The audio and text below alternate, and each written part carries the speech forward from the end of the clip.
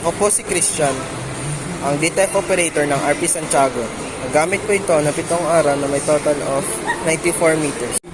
Ito ang printer head. Capping, head clean,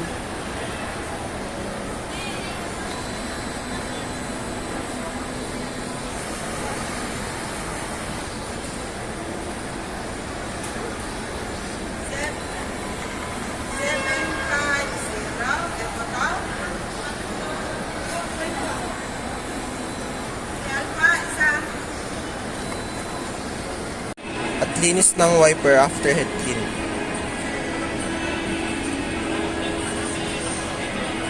Ang nozzle check.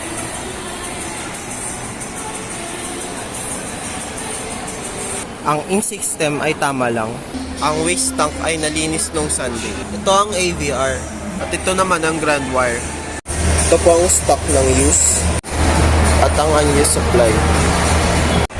Sakto lang ang CMYK powder, solution at medic film namin. Ito naman po ang aking nagamit na sayan.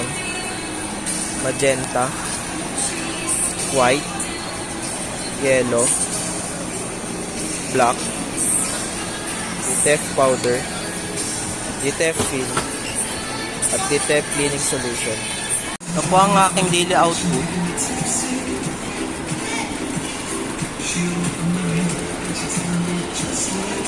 Ito naman ang printer daily checklist.